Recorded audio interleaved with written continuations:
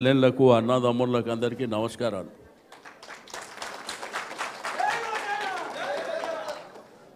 మనకందరికీ తెలుసు, ఇప్పుడు ఎలక్షన్లు జరుగుతున్నాయి. సరే, అనాది నుంచి వడర్లో హైదరాబాద్ సిటీలో అనేకమైనటువంటి ప్రాంతాల్లో మన యొక్క కులవృత్తి చేసుకుంటూ మనము మన యొక్క జీవనం, మన పిల్లలు, మన కుటుంబం మరి కాలక్రమేణా మన వడ్డర్లకు పని లేకుండా అయింది. ఒకప్పుడు బ్రహ్మాండంగా పని ఉండే, ఇప్పుడు ఎక్కడ చూసినా బిల్డింగ్లు వచ్చేసినాయి. ఒకప్పుడు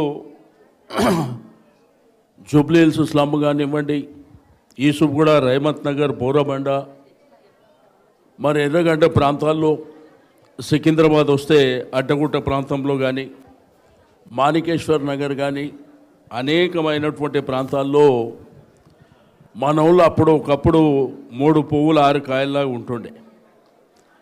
కానీ కాలక్రమేణా అన్ని బిల్డింగ్లు వచ్చినాయి. మరి ఇప్పుడు పని దొరకాలంటే కూడా కష్టమైనటువంటి పరిస్థితి ఉండే. కానీ కేసీఆర్ గారు ముఖ్యమంత్రి అయిన తర్వాత మనకు ఒక గౌరవం, మర్యాద, మనకు కావలసినటువంటి హక్కులని ఇంతకుముందే రాజలక్ష్మి గారు మాట్లాడేటప్పుడు నేను చూసిన. మనకు కావలసినటువంటి పనిముట్ల విషయంలో కానీ, లేకపోతే ఆమె ఢిల్లీకి పోయి వచ్చినప్పుడు ఆ కమిటీలో, ఆ కమిషన్లో మెంబర్ అయినప్పుడు ఆమె కూడా మరి మా పనిముట్లు కావాలంటే ఒక 30 లక్షల రూపాయలు కావాలి, ఆ తర్వాత పెరుగుతున్నటువంటి రేట్లకు అనుగుణంగా 50 లక్షలు కావాలి, ఆ తర్వాత 1 కోటి రూపాయలు కావాలనేటువంటి అంశాలు చెప్పడం జరిగింది. ఆ రోజు జోగు రామన్న గారు మంత్రిగా ఉన్నప్పుడు ఈ కార్యక్రమాన్ని చేపట్టడం జరిగింది. ఆ తర్వాత గంగుల కమలాకర్ గారు మంత్రి ఉన్నప్పుడు గౌరవ ముఖ్యమంత్రి గారి ఆదేశాల మేరకు ఆ రోజు హరీష్ రావు గారు, మేము వీళ్ళ కులవృత్తి ధ్వంసం అయిపోయింది కాబట్టి ఏదో విధంగా ఆదుకోవాలనేటువంటి సంకల్పంతో కార్యక్రమాలు చేసినాం. ఆ తర్వాత మనకు ఉండడానికి నీడ కావాలని కొంతమందికి డబుల్ బెడ్రూమ్లు వచ్చినాయి. అంటే ఆ డబుల్ బెడ్రూమ్లది కూడా మీకు అందరికీ తెలుసు, కులానికింత, మనుషులకింత అని మనం ఇయ్యలే. ఆ అప్లై చేసిన వాళ్ళకందరికీ మనం డ్రా చేసి ఇచ్చినటువంటి పరిస్థితి. దగ్గర 1,00,000 ఇండ్లు కట్టినాం. ఆ 1,00,000 ఇండ్లు కట్టినవి కూడా మీకు టీవీలో చూసినా, పేపర్లో చూసినా అద్భుతంగా కనిపిస్తున్నాయి. ఈ నా కొడుకులు ఎవడు కట్టలే, కానీ అవి మనం కట్టినే వాడు ఇప్పుడు ఇస్తా అంటాడు. దానికి ఏంటంటే ముఖ్యమంత్రి గారి ఆఫీసు జోక్యం చేసుకొని బ్రహ్మాండంగా చేసిరంట. ఎవడయ్యా జాగిర్రా నాయన, కట్టింది మేమైతే. ఒక ఇల్లు కట్టిరా ఏంటన్నా, ఒక్క ఇల్లు ఇందిరమ్మ ఇల్లు అని చెప్పారు. కట్టిరా ఇందిరమ్మ ఇల్లు? వాడు ఇల్లు గుంజుకోకపోతే ఆ దేవుని మొక్కాలి తప్ప వాళ్ళ జీవితంలో ఎవరైనా ఇల్లు కట్టిర్రా? కట్టే పరిస్థితి కూడా లేదు. ఒకప్పుడు మనం బ్రహ్మాండంగా దర్జాగా కేసీఆర్ గారి నాయకత్వంలో జీవిస్తుండే. మనకు కడుపు నిండా అన్నం ఉండే, చేతి నిండా డబ్బులు ఉండే. ఇప్పుడు ఉన్నాయా? ఉన్నాయా?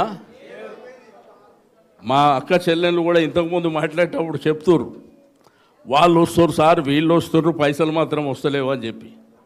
పైసల కోసం ఎవరో వస్తారని కాదు, తిరిగి కేసీఆర్ గారు ముఖ్యమంత్రి అయితేనే మన యొక్క బాధలన్నీ తీరుతాయని చెప్పి నేను ఇంత సందర్భంగా ఆ రోజు ఏంటంటే మనం అమాయకంగా గ్రామీణ ప్రాంతంలో ఉన్నటువంటి మన రైతులు, మన అన్నదమ్ముళ్ళు, మన అక్క చెల్లెళ్ళు ఈయన ఆకాశం మీద చందమామని తెస్తా అంటే నమ్మిండ్రు. ఏది పడితే అది ఇస్తామని చెప్పారు. మీరు ఒక్క ఓటేయండి, మేము ఆకాశం మీదకి చందమామని తెచ్చి మీకు ఇస్తామంటే మన వాళ్ళు నిజమే అని చెప్పి ఓటేసారు. 2,000 పెన్షన్ 4,000 ఇస్తా అన్నారు. ఇచ్చిండ్రా? తులం బంగారం పెళ్లికి. ఆ రోజు ఏంటంటే పేద మధ్యతరగతి కుటుంబాలు మన ఇంట్లో పెళ్లి జరిగితే సంతోషంగా బ్రహ్మాండంగా చేయాలని. ఎందుకంటే వచ్చే అల్లుడు వాళ్ళ కుటుంబం మోటార్ సైకిల్ పెట్టమంటాడు, 10 తులాల బంగారం పెట్టమంటాడు, రకరకాల కోరికలు ఉంటాయి. మనం ఇంతో అంతో ఆసరం ఉండాలని కేసీఆర్ గారు ఈ భారతదేశంలో ఎవ్వరు ఊహించని విధంగా ₹1,00,000 కళ్యాణ లక్ష్మి కార్యక్రమం తెచ్చాడు. దాన్ని ఏం చెప్పిండు, నేను తులం బంగారం ఇస్తామని చెప్పిండు. తులం బంగారం, కిలో బంగారం వాళ్ళ కుటుంబాలలో ఉన్నాయి, కానీ మనకున్నాయా? మన తెలంగాణ తల్లి బంగారమే మెడలున్న బంగారం గుంజుకున్న దొంగలు చూసారు కదా. రెండోది, కేసీఆర్ గారు ఆ రోజు పేదవాళ్ళు తాగడానికి మంచినీళ్ళు ఫ్రీగా ఇద్దామని చెప్పి మనకు వచ్చే ఇండ్లల్లో నీళ్ళు ఆ బిల్లన్నీ మాఫీ చేసి ఫ్రీగా ఇద్దామంటే ఇప్పుడు బిల్లు తీసుకొని వస్తుందా లేదా? ఆ బిల్లు తెచ్చేది నెలదా 2 నెలదా? వాడు 2 ఏళ్ళది బిల్లు తీసుకొని వస్తుడు, నువ్వు కడతావా 50,000 కట్టమని. మీరు ఎవ్వరు కూడా ₹1 కట్టవలసినటువంటి అవసరం లేదు, ఏ రూపాయి కట్టవలసినటువంటి అవసరం లేదు. ఎవరన్నా బలవంతంగా దౌర్జన్యం చేస్తే మేము ఉన్నాం, మీరు భయపడవలసినటువంటి అవసరం లేదు. మళ్ళా మన ప్రభుత్వం వచ్చిన తర్వాత వాళ్ళ దగ్గర వసూలు చేస్తాం, కానీ మీ దగ్గర మాత్రం కాదని చెప్పి నేను ఈ సందర్భంగా తెలియజేస్తూ ఉన్నాను. కాబట్టి ఒకటి ఏంటంటే, కేసీఆర్ గారు మనని ఆత్మగౌరవంతో బతుకుమని చెప్పాడు. ఆ రోజు మనకు చెప్పింది అదే, పేదలైనా మధ్యతరగతి కుటుంబాలైనా బీసీలైనా సంతోషంగా బతకాలనేటువంటి సంకల్పంతో వారు కార్యక్రమాలు చేసుకుంటూ పోయారు. వారు ఏ కార్యక్రమం చేసినా కానీ మనని ఏం అడగలే, మనకి ఏం అవసరాలు ఉన్నాయో దాని ప్రకారం కార్యక్రమాలు చేసుకుంటూ పోయారు. మీరు ఎట్లా బతకాలి, మీ ఆడవాళ్ళు ఎట్లా బతకాలి, మన కొడుకులు బిడ్డలు ఎట్లా బతకాలి, అది ఆలోచన చేసాడు. కానీ వీళ్ళేమో ఏడో దొరికితే ఆడ దోచుకుందామనే కార్యక్రమంలో ఉన్నారు. మీరు చూస్తున్నారు కదా, ఎక్కడ చూసినా దొంగలు ఊర్లు పంచుకుంటున్నట్టు ఇలా కార్యక్రమాలు ఉన్నాయి. కాబట్టి మీకు దయచేసి ఒకటే, వాళ్ళకు బుద్ధి చెప్పవలసినటువంటి ఆయుధం మీ చేతిలో ఉంది. ఆ ఆయుధాన్ని మనం ఉపయోగించుకోవాల్సినటువంటి అవసరం ఉన్నది. ఇక రేపో మాపో మీ ఇళ్ళ దగ్గరకు వస్తారు, 3,000 ఇస్తా ఓటుకు, 4,000 ఇస్తా, తీసుకోండి, సంతోషంగా తీసుకోండి. వాడేమో వాని ఇంటి పైసలా దోచుకునేయే కదా. కాబట్టి మీరు ఆ తీసుకోండి పైసలు, ఓటు మాత్రం కారు గుర్తు కొట్టేసి తప్పకుండా మన అభ్యర్థిని గెలిపించండి. థ్యాంక్ యూ అన్న. మీరు నాయకులు కానీ మిగతా 7 కూడా అందరూ మాట్లాడింది కూడా చెప్పింది.